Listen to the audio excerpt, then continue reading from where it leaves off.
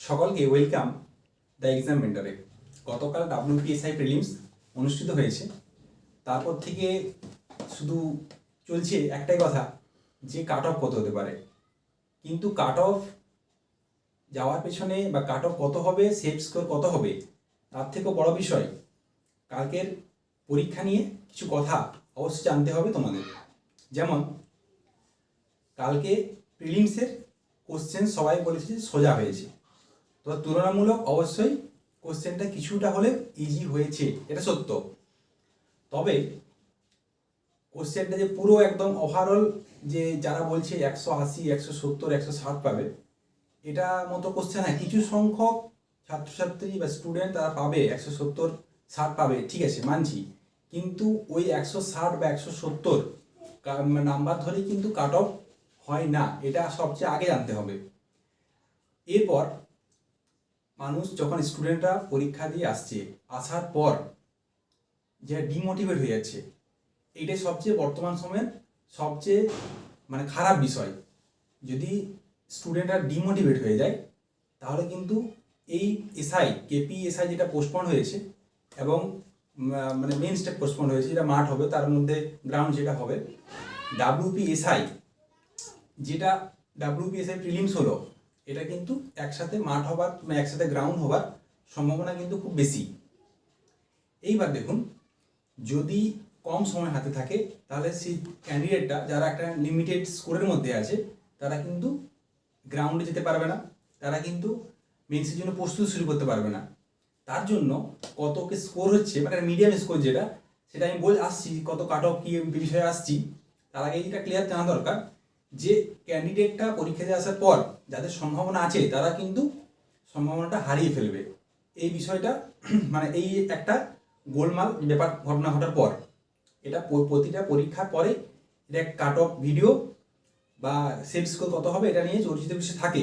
এটা অবশ্যই থাকা উচিত, ঠিক আছে মানছি, একটা সময় পর্যন্ত থাকা উচিত, কিন্তু এটাই বিপদের ফাঁদটাকে প্রশস্ত করে, এটা আপনাদের মনে রাখতে হবে। দেখুন, কালকের কোশ্চেন অবশ্য সোজা ছিল। এরপর যে কিছু কোশ্চেন ছিল যেগুলো হচ্ছে একটু লেন্দি কোশ্চেন, যেগুলো করতে সময় লাগবে। অর্থাৎ কালকের কোশ্চেন যেসব ক্যান্ডিডেট একটু ভেবেচিন্তে করেছে, কোশ্চেন চুজ ঠিকঠাক করেছে, তারা কিন্তু একটু মোটামুটি স্কোর করতে পারবে। আবার কিছু কোশ্চেন, কোনো একটা কোশ্চেনের পেছনে বেশি সময় দিয়ে দেওয়া সে কিন্তু কম অ্যাটেন্ড করতে পারবে। সময়টা একটা খুব ভাইটাল জিনিস। তো সেই ক্ষেত্রে একটা জিনিস বোঝা যায় যে সবার প্রথমে পরীক্ষার হলে বা পরীক্ষার পরে 160-70 হলেও জিকে পোর্শন বেশি ছিল, তার ফলে কিছু ভুল হওয়ার প্রবণতা কিন্তু বেশি আছে। তো সেই জন্য প্রত্যেকেরই বেশিরভাগ ক্ষেত্রে দেখা গেছে যে 15টা থেকে 14, 15, 16টা পর্যন্ত ভুল বেরোচ্ছে। তার ফলে তার নাম্বার অনেকটা কিন্তু কমে যাবে। এগুলো কিন্তু বিষয়গুলো মাথায় রাখতে হবে। তো আমি যে আজকে কাট অফ নিয়ে যে কথাগুলো বলবো, সেটা কিন্তু একটা অন্যরকম কথা বলতে চাই, যাতে হচ্ছে তোমাদের বুঝতে সুবিধা হয় যে এখন আমাদের কি করা উচিত, সেটা অবশ্যই জানতে হবে। দেখো, যেটা হচ্ছে ঘটনা, এর আগে KPSI প্রিলিমস বেরোলো, প্রিলিমসের রেজাল্ট, যে 23 সালে পরীক্ষা হয়েছিল, 24 সালে পরীক্ষা হয়েছে, 23 সালে ফর্ম ফিল আপ। তো এই যে KPSI যে প্রিলিমস যে কাট অফ মার্কস, সেটা কিন্তু অনেকটাই কম গিয়েছে।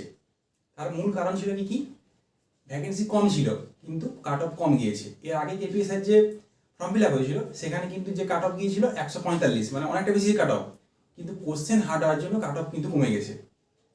WBCSেও এরকম ঘটনা একাধিকবার ঘটেছে, যে কাট অফ যে কোশ্চেনের উপর ডিপেন্ড করে, অনেকটা সংখ্যক ডিপেন্ড করে যে কোশ্চেন কীরকম, তারপর কাট অফ। কেউ বেশিরভাগই ঘরে বসে কাট অফ ভিডিও করে দিচ্ছি, এটা কিন্তু আমরা 1000 জনের ভিডিও দেখছি, ঘরে বসে কাট অফ ভিডিও করে দিচ্ছি, এটা কিন্তু খুব একটা বাজে ব্যাপার। কাট অফ ভিডিও এভাবে প্রেডিক্ট করা যায় না। আমি SLST ক্ষেত্রে বলেছি, সেইভাবে বলছি, WBCS SI ক্ষেত্রে বলছি যে কাট অফ নিয়ে যে যত ভাববে, যে সেফ স্কোর যত ভাববে, তার কিন্তু পরবর্তী যারা চান্স আছে, এমন নয় যে 50 পেয়েছে তার চান্স থাকবে, এমনটা কিন্তু নয়। একটা মোটামুটি সেফ স্কোর কত হতে পারে তার উপর ডিপেন্ড করেই তার কিন্তু মেন্সের প্রস্তুতি শুরু করা উচিত। এইবার কি ব্যাপারটা হয়, ধরো কেউ একটা ভালো স্কোর করেছে, ভালো স্কোর কি ধরো কাট অফ যদি যায় 120 গেল, সে ধরো 25 করেছে, কিন্তু সে ডিমোটিভেট হয়ে যাচ্ছে। কিন্তু যদি সে 120 কাট অফ গেল, সে 125 পেয়েছে, তারপর কনফিডেন্সে নেই যে সে কীভাবে পাস করবে, তার কিন্তু না গ্রাউন্ড ভালো হবে, না মেন্সের প্রস্তুতি শুরু করতে পারবে। ফলে কি হবে, সে কিন্তু পরবর্তী স্টেপের জন্য আগে বাধা পেয়ে যাচ্ছে, কাট অফ বেরোনোর আগে বাধা পেয়ে যাচ্ছে। তাকে এখন কি করতে হবে, মোটামুটি যেটা দেখা যায়, যেটা 2020 ক্ষেত্রে হয়েছিল, কিছুটা হলে কোশ্চেন কাট অফ বাড়বে, এটা সত্য। কিন্তু আবার একটা জিনিস, যে ভ্যাকেন্সি কিন্তু আগের থেকে, মানে 2021 সালে সম্পন্ন হয়েছিল এই প্রিলিমসটা, মানে এর আগে এসআইটা ডাব্লিউবিএস এসআইটা, সেক্ষেত্রে কিন্তু কাট অফের যা ভ্যাকেন্সি ছিল এবার কিন্তু বেশি ভ্যাকেন্সি রয়েছে। সেই ক্ষেত্রে ভ্যাকেন্সি বাড়া মানে কাট অফ কিন্তু একটা ঠিকঠাক জায়গায় আসার সম্ভাবনা অবশ্যই রয়েছে। দেখো, আমি কিন্তু এক্সাক্ট বলতে পারবো না, বা কেউ বলাটা মানে স্বাভাবিক ব্যাপার নয় যে কাট অফ বলে দিলাম এই কাট অফের বেশি +2 -2, এটা কিন্তু খুব টাফ ব্যাপার। হ্যাঁ, আমি অবশ্যই বলছি, আমি কাট অফ বলার আগে এটা বলে দিচ্ছি যে কাট অফ হতে পারে একটা সম্ভাবনার বিষয়, একটা সেফ স্কোর হতে পারে, এটা কি হতে পারে সেটা একটা বিষয়। তবে কাট অফ এই মার্কসটায় যে কাট অফ আসবে এটা কিন্তু বলা একদম ঠিক নয়, ঠিক আছে। তবে আমি বলতে পারি যারা ইউআর আছো, যারা ইউআর মেল আছো, তারা অবশ্যই 120 থেকে 130-এর মধ্যে যে স্কোর হচ্ছে, তারা কিন্তু অবশ্যই গ্রাউন্ড এবং মেন্সের জন্য প্রস্তুতি শুরু করো। তোমরা অনেকে বলবে 120 কাট অফ যাবে না, ঠিক আছে। আপনার যদি মনে হয় যে কাট অফ যাবে, এত কম কাট অফ যাবে না, কিন্তু কোনো কোনো ব্যাপার হয়ে যেতে পারে যে পরীক্ষা দেওয়ার পরে মানুষের মনে হয় অনেক অনেক সহজে কোশ্চেন, আস্তে আস্তে কোশ্চেন ভুল বেরোয়, মার্কস কমতে থাকে, সেইভাবে কিন্তু ব্যাপারগুলো আছে, সেগুলো কিন্তু তোমাদের অবশ্যই মনে রাখতে হবে। যদি 120 থেকে 130-এর মধ্যে থাকে, অবশ্যই ইউআররা অবশ্যই তারা মেন্স মাঠের জন্য প্রস্তুতি শুরু করে দাও। এরপর আসি ওবিসি এবং ওবিসিবি, তারাও 120 থেকে 125-30-এর মধ্যে এই মার্কসটার মধ্যেই থাকলে তারা অবশ্যই শুরু করে দেয়। যারা 130 পাচ্ছ, 30-এর হাফ পাচ্ছ, তাদের তো কোনো ভাবার বিষয় নেই। দেখবে 130 পেয়ে তুমি প্রস্তুতি শুরু করছো না, কিন্তু 120 পেয়েছে, 25 পেয়েছে, যদি প্রস্তুতির যে মোটিভেশন রাখতে পারে, তাহলে কিন্তু সে দেখবে কাট অফ ক্লিয়ার করে চাকরির জন্য, মানে চাকরি পাওয়ার ধাপের অনেক এগিয়ে থাকবে। তো সেই ভুলটা করো না, যাতে তোমরা 130, 35, 40 পর্যন্ত পাচ্ছে, তাতে কোনো সংশয় নেই, তারা অবশ্যই আজ থেকে মাঠে শুরু করো। তাদের মানে ভাবার কোনো বিষয় নেই যে 30-এর উপরে যাদের আছে, তারা কোনো ভাবার বিষয় নেই। কিন্তু এমন একটা ঘটনাটা ঘটতেই পারে যে 120-25-এ কাট অফ গেল, তখন কিন্তু যারা এই মানে জার্নি থেকে ছিটকে যাবে, তারা কিন্তু উঠে দাঁড়াতে পারবে না। এটা কিন্তু তোমাদের বারবার বলছি, এটা কিন্তু করতে হবে। ইউআর যারা আছো, অবশ্যই 20 থেকে 30-এর মধ্যে যারা থাকছো, তারা মাঠে যাও, গ্রাউন্ডে যাও, মেন্সের প্রস্তুতি শুরু করো। এরপর আসি একটা কথা, যে যারা আদার্স কাস্ট আছো, যারা এসসি আছো, এসটি আছো, ইডাব্লিউএস আছো, ইডাব্লিউএস একটা ভাইটাল বিষয়। যারা ইডাব্লিউএস আছো, তাহলে তোমাদের যে কত কাট অফ যাবে এটা কিন্তু বলা খুব মুশকিল। তো তোমরা কিন্তু 105 থেকে শুরু করে দাও, 105, কারণ কেপিএসএ দেখেছো মেলদের 91 গিয়েছে, ফিমেলদের 100 গিয়েছে। তোমরা কিন্তু 100 থেকে অবশ্যই 100 থেকে 110 তোমরা প্রস্তুতি অবশ্যই শুরু করো। আর ফিমেলদের ক্ষেত্রে বলছি, তোমরা যে কাট অফ বললাম, যে মোটামুটি 110, 15 থেকে শুরু করে দাও, 20 পর্যন্ত আরামসে করতে পারো, কোনো অসুবিধা নেই।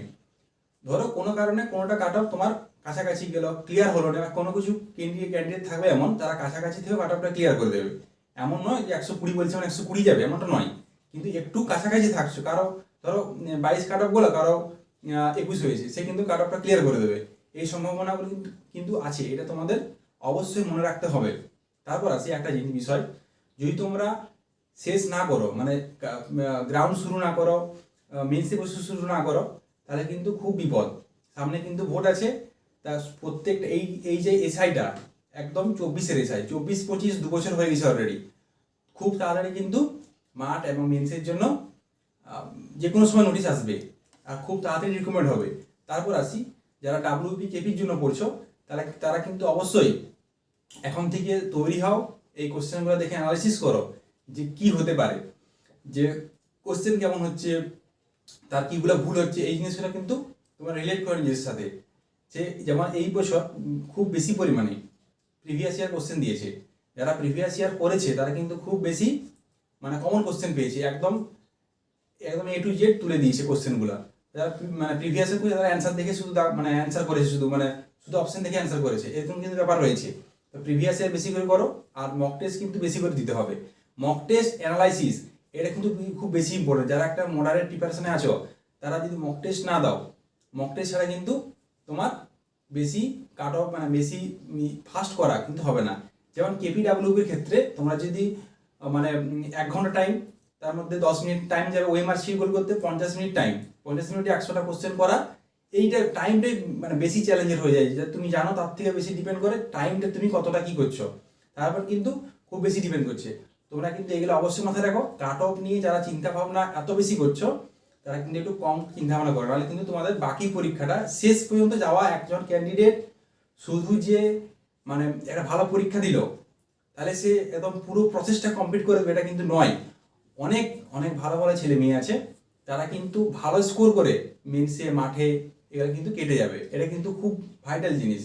তোমরা কিন্তু এখন থেকে ওই জন্য যে যারা মিডিয়াম পোর্শনও আছে তারা কিন্তু ঠিকঠাকভাবে শুরু করো। তোমাদের প্রিপারেশন জলে যাবে না।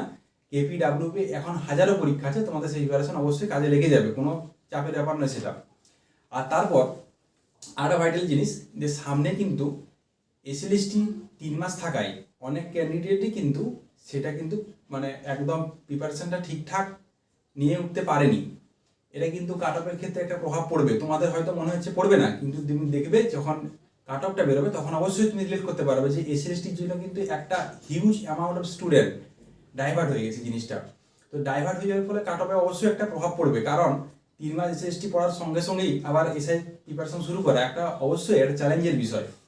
তবে কিছু পোর্শন ছাত্রছাত্রী থাকে, স্টুডেন্ট থাকে যারা শুধু এসআইয়ের জন্য পড়ে, এটা অবশ্যই আমি একদম বলছি না তো 100% জিনিসটা এরকম হয়, ব্যাপারটা নয়। তবে অবশ্যই কিছু পার্সেন্ট এই ব্যাপারটা থাকে।